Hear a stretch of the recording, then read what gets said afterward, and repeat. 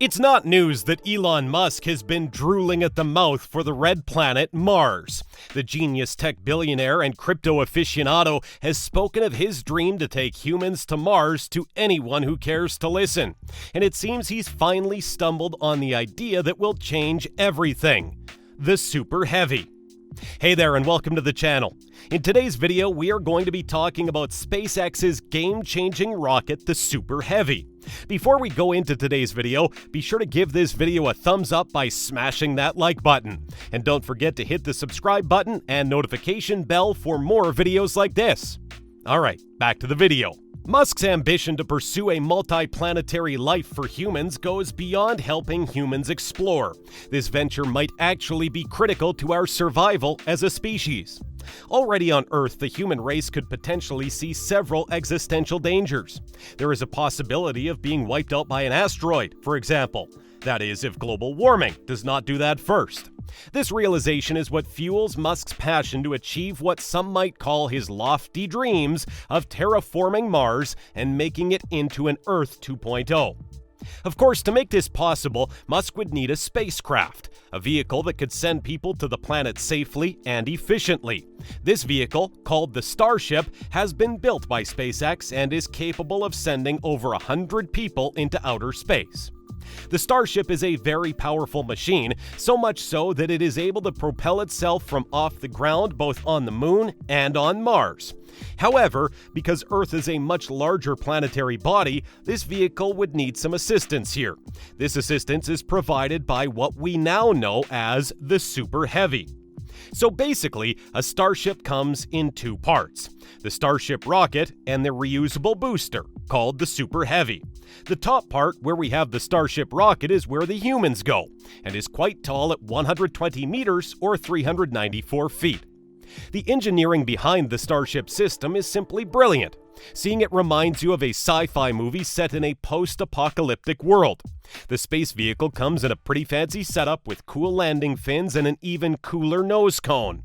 But this is not just a pretty face. The Starship can enter into a low Earth orbit with more than 100,000 kilograms of payload. And having Raptor engines that run on methane definitely does not hurt as well. SpaceX's pursuit of excellence is quite obvious in the way the Starship works.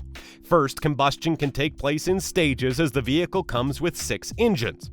Secondly, there's a high level of efficiency as the design of the Starship ensures that less propellant is used as well. Speaking of propellants, Elon Musk has never been one to shy away from bold decisions. In the Starship, we see yet another unpopular decision made by the Tesla CEO in choosing methalox as fuel. Methalox is simply a mix of methane and oxygen, which is a very efficient fuel source for a number of reasons. For one, methalox has the ability to generate more than enough thrust needed by the rocket to launch.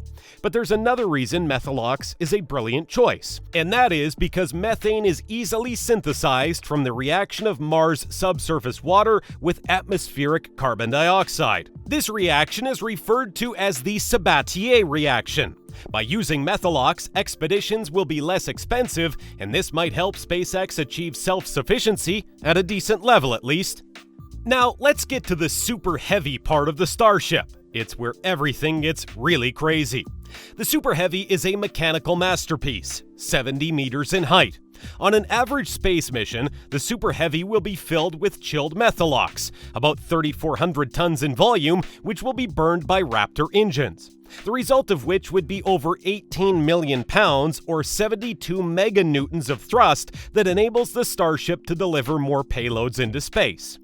Thanks to these powerful engines and the astronomical amount of thrust they supply, the superheavy is more powerful than the Saturn V launcher, which powered the lunar missions of the 60s and 70s. When the Starship rocket gets into space, the two compartments detach, with the upper part headed towards its destination and the superheavy booster headed back for Earth. As the superheavy descends, it releases its steel fins from its sides, and as in a fish, these fins guide the booster safely to the launch pad. But this was not the initial plan. Originally, the engines on the superheavy were to be ignited, and this would then steer the booster so it lands on its 6 legs, just like with the Falcon 9. However, Musk decided to do things differently with the Super Heavy, and now the launch tower is fitted with an arm that catches the Super Heavy booster mid-air to guide it to the launch pad. It does sound crazy, but SpaceX isn't the only space company employing this method. Rocket Lab is also trying out this method as we speak with its Electron rocket, so maybe it's not as crazy as it seems. Another advantage of the two-compartment setup of the Starship is the opportunity for orbital refilling. That is, the upper part of the rocket can be refilled with propellant after separation by simply docking with another Starship. Hence, the other Starship serves as a propellant depot, something of a celestial gas station parked in space precisely for that purpose. Meanwhile, Musk has boasted that even without orbital refueling, the Starship will be able to transport a payload of 150 tons into low Earth orbit. For such a setup, that's pretty awesome.